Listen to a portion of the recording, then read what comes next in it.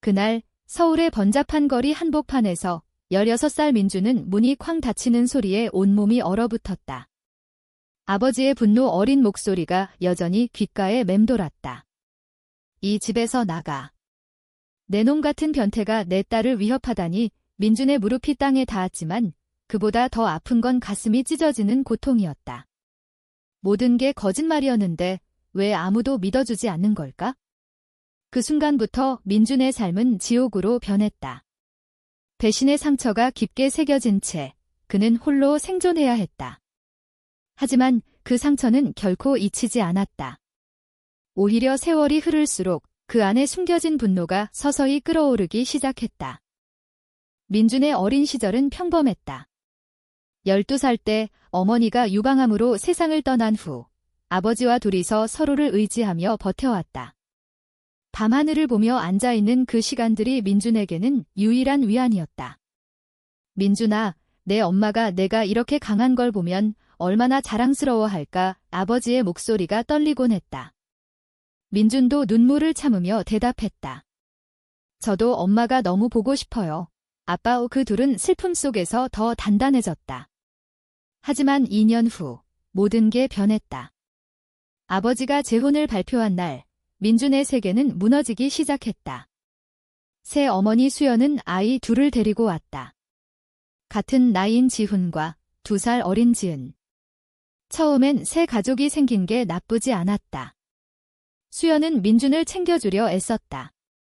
민준아, 오늘 내가 좋아하는 김치찌개 했어. 그녀의 미소가 따뜻했다. 민준도 감사히 웃었다.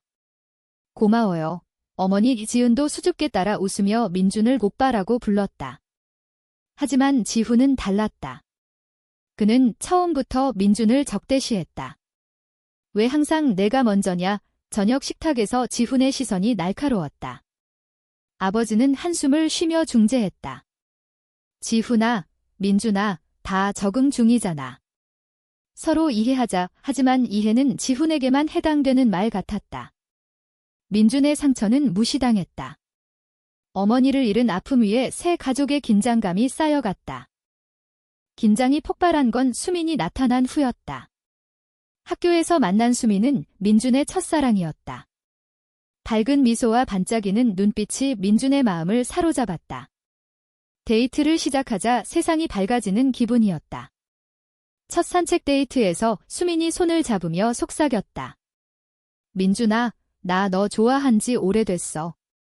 내가 물어볼 줄 몰랐네. 민준의 뺨이 붉어졌다. 정말. 난 내가 너무 멋져서 꿈도 못 꿨는데. 하지만 그 행복은 짧았다. 지훈도 수민을 좋아했다. 민준이 그녀를 훔쳤다고 생각한 지훈의 분노가 점점 커졌다. 싸움은 매일이었다. 내가 일부러 뺏은 거잖아. 이 이기적인 새끼야. 지훈이 소리쳤다. 민준도 참지 못했다. 내가 어떻게 알았어? 그녀가 날 선택한 건데. 하지만 매번 민준이 나쁜 놈이 됐다. 민준아, 지훈이 힘들어하잖아. 내가 양보해. 아버지의 말은 언제나 민준의 상처를 더 키웠다. 어머니의 빈자리, 새 가족의 압박, 모든 게 민준을 짓눌렀다. 그 운명적인 날, 민준의 16번째 생일 직후였다. 집안에서 수연의 비명이 울렸다. 모두 민준의 방으로 달려갔다. 수연의 손에 들린 건 지은의 속옷 여러 벌. 이게 뭐야, 민준아? 내 방에서 왜 이런 게 나와? 그녀의 목소리가 혐오로 물들었다. 민준은 충격으로 입을 다물지 못했다. 저 모르겠어요. 제 거 아니에요. 하지만 아무도 믿지 않았다. 지훈이 재빨리 덧붙였다. 항상 지은을 이상하게 봤잖아. 내가 결혼하고 싶다고 말한 적도 들었어. 방 안이 빙글빙글 돌았다. 수민의 손바닥이 민준의 뺨을 때렸다. 변태 새끼. 그녀가 울면서 나가버렸다. 아버지가 민준의 팔을 잡아 끌었다. 이 집에 그런 놈 둘 수 없어. 내 딸이 위험해. 문 밖으로 밀려난 민준은 애원했다. 아빠, 제발. 지훈이 거짓말이에요. 하지만 문은 잠겼다. 다시 열릴 때 아버지는 더 세게 밀쳤다. 꺼져. 내 문제는 내가 알아서 해. 그날 민주는 옷 한 벌만 입은 채 거리로 나왔다. 배신의 충격이 그를 마비시켰다. 조부모에게 전화했지만 아버지가 먼저 손썼다. 민준아, 어떻게 그런 짓을. 우리 집안 망신이야. 다시 연락 마. 할머니의 차가운 목소리가 민준의 마지막 희망을 꺼뜨렸다. 그 후 2년은 생존의 연속이었다. 서울의 골목길에서 민준은 굶주림과 추위를 견뎌야 했다. 처음 밤, 노숙자 아저씨가 담요를 던져주며 말했다. 첫날이구나. 거리는 약한 놈 안 봐줘. 강해져. 그 말이 민준의 삶이 됐다. 음식 찌꺼기를 주워 먹고 안전한 잠자리를 찾고 위험을 피했다. 식당 주인이 몰래 밥을 주거나 도서관에서 따뜻함을 빌리기도 했지만 절망이 더 컸다. 다리 아래서 추운 밤, 모든 걸 끝낼까 생각했다. 고통, 외로움, 투쟁이 너무 무거웠다. 하지만 어머니의 기억이 떠올랐다.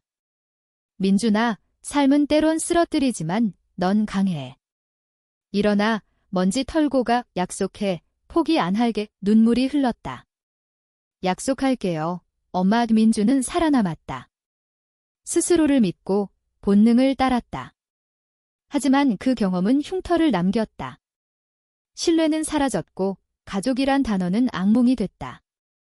18살, 민준은 서울에서 멀리 떨어진 부산의 태권도 도장에서 일을 구했다. 주인 영철 아저씨가 물었다. 일 구하나? 민준은 고개 끄덕였다. 뭐든 해요. 그는 청소부터 시작했다. 실수 한 번이면 끝이야. 영철의 경고였다. 하지만 민준은 열심이었다. 도장의 리듬이 치료가 됐다. 발차기마다 분노가 빠져나갔다. 영철은 멘토가 됐다. 누구나 사연 있지? 그걸로 무너지냐, 강해지냐 그게 중요해. 민준은 태권도에 빠졌다. 과거가 상관없는 그곳에서 자신을 찾았다. 세월이 흘러 상처가 아물었다. 분노는 덜했지만 깊이 숨겨져 있었다. 그리고 지연을 만났다. 도장 근처 카페에서 커피를 엎지른 실수로 시작됐다. 죄송해요. 민준이 당황했다. 하지만 지연은 웃었다. 이게 깨우는 방법인가 봐요. 그녀의 따뜻함이 민준을 사로잡았다. 35살 민준은 자신을 너무 상처받은 사람으로 봤지만 지연은 그 너머를 봤다. 민준 씨, 당신은 강하고 친절해요. 밤 산책에서 민준은 모든 걸 털어놨다. 배신, 거리 생활. 지연은 듣고 손을 잡았다. 그건 당신을 정의하지 않아요. 난 당신을 봐요. 그 순간 사랑이 피어났다. 2년 후 결혼했다. 지연의 아버지 동욱은 민준을 가르쳤다. 우리 딸 행복하게 해. 이제 가족이야. 전기기사 일을 배우며 민준은 새 목적을 찾았다. 15년 후 민준과 지연은 4딸을 두었다. 수아, 지아, 소희, 한나. 민준은 고졸 검정고시를 통과하고 전기기사 마스터 자격을 땄다. 삶은 좋았다. 하지만 과거의 유령이 가끔 나타났다. 지연의 사랑이 그걸 이겼다. 그러다 이메일이 왔다. 민준 오빠, 지은이에요. 진실이 드러났다. 지훈이 술자리에서 자랑했다. 내가 그 새끼 함정에 빠뜨렸어. 길바닥에서 죽었으면 좋겠다고 수민이 듣고 지은에게 알렸다. 지은의 사과가 길었다. 만나자, 용서해달라. 하지만 민준은 공허했다. 분노도 기쁨도 없었다. 지연이 물었다. 어떻게 할 거예요? 민준은 고민했다. 무시하고 싶어. 하지만 답이 필요해. 며칠간 민준은 과거를 되새겼다. 배신의 아픔이 다시 피어났다. 딸 수아가 물었다. 아빠, 왜 그래요? 민준은 솔직히 말했다. 그녀의 말, 용서는 자신을 위한 거예요.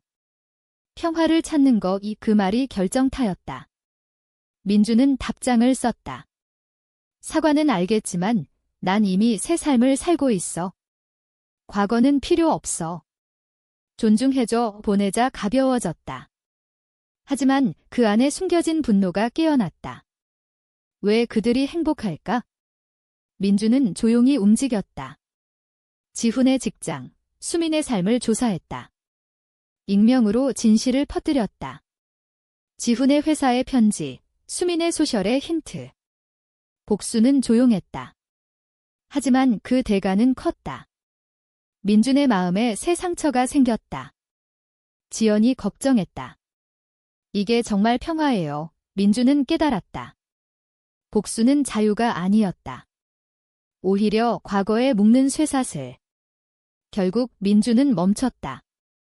가족과 함께한 아침, 그는 속삭였다. 고마워, 미래가 중요했다. 하지만 배신의 그림자는 영원히 남았다. 선택의 대가는 그 무게였다.